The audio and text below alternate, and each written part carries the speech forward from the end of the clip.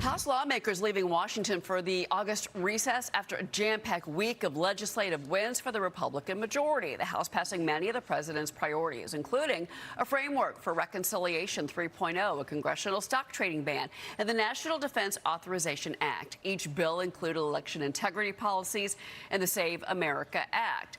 These bills face a challenging time in the Senate, which has had a difficult time passing the Trump agenda, most notably the Save America Act. I want to bring in Ohio Congressman Michael Rulli. Congressman, what do you think should be priority number one for the Senate as the House is now out for August recess?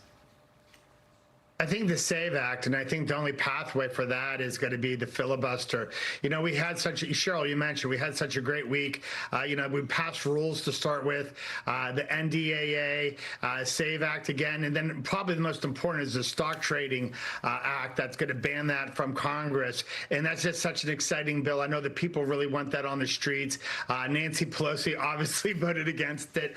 But I would say Leader Thune really needs to get these guys together. And if you can't get the votes, we have to move towards filibuster before it's too late. Okay, well, that's interesting you say that. You know, and the Hill writes this morning that House Republicans are looking for silver linings for their midterm playbook now that you're on recess. And they make points that, look, you have had a lot of legislative wins, but there is new polling coming out now that Democrats are favored to win the House. This comes from Decision Desk HQ.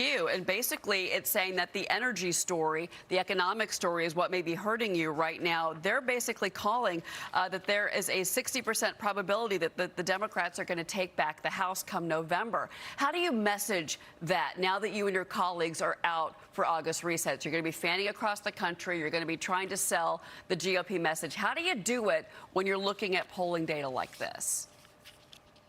Well, you know, Cheryl, a couple months ago, I think we were in the high 20s, so we're moving up into the 40s. I think affordability is always going to be the key. You know, in Ohio, we're seeing eggs, under $1. We're seeing bread hovering around $1. Gas is still in the $3 range. It's going to matter where, we're in the pocketbooks. But, I'm trying to help. Bernie Moreno and I are trying to help get John Houston, Vivek Ramaswamy elected. So we're campaigning like a badger out there. And we're seeing that the people, especially our base, they're very motivated by this communist movement. I think the Democrats had a bad playbook. You saw Nancy Pelosi last weekend saying, let's have this debate about communism in 2027. The people are going to be motivated. They were counting on the Trump voters staying at home, and the way they're acting and this extreme push towards the farthest of the left, I think is going to motivate the base, and maybe will divide their base.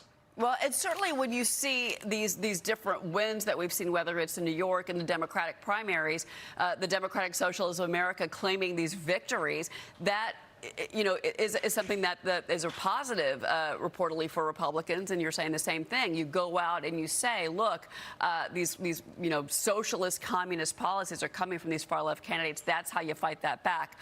Because, again, in the same poll, they're saying that it's going to be a little bit tight for the Senate as well if Republicans, if you can keep control of the Senate. I want to move on, though, to some immigration issues with you, because sources are telling Fox News that ICE is preparing to dramatically ramp up operations to locate and arrest Haitian nationals in the United States that are on temporary protected status. Now, this as the Supreme Court's certified judgment expected to be transmitted to lower courts as soon as today. So that news could break later on this morning, sir, Congressman. Your thoughts on this new move by ICE? What's actually going to happen in Ohio, they're going to start getting the Haitians out in Ohio. I don't understand in this world where illegal isn't a definition.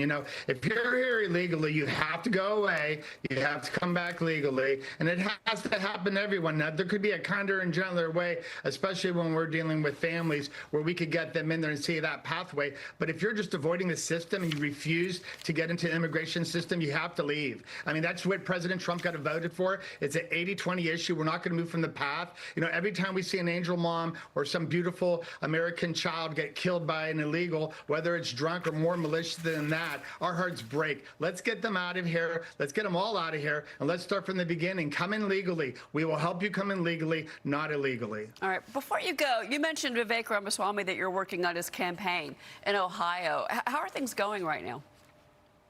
Well, they're going a little bit better, actually, from this communism thing that we were just talking about. You know, it's really hard to get the base motivated when Trump's not on the ticket. He's such a dynamic personality that people are just drawn to the voting box whenever he's on the ballot. So I think Vivek realizes he's our leader in the state of Ohio. We need to get turnout. He is so motivated. He's on the road 6, 7 stops every single day. John Huston, we have to get him over the finish line. There's only 4 key states for that Senate, and Michigan and Ohio are 2 of them. Yeah, Michigan and Ohio, and obviously we have a new candidate in Maine over the weekend to replace Graham Plattner. Your thoughts on that?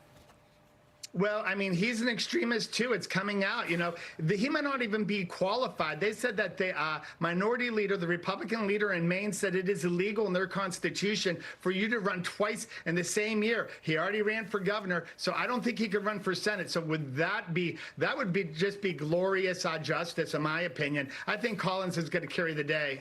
Yeah, well, and certainly, too, I know that there's been some complaints among the Democratic Party in the state of Maine because it was the delegates that voted for him. It wasn't necessarily a full vote. So, you know, we'll see if that kind of discourages some of the party from, to your point, going out to the polls in November. 100 days to the midterms. Here we go.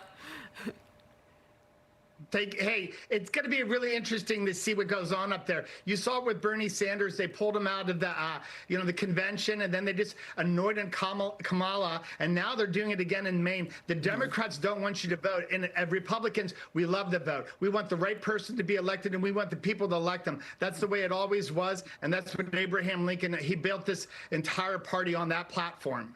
Congressman Michael Rulli, it's always great to have you on the program. Thank you for being here. Thank you, Cheryl.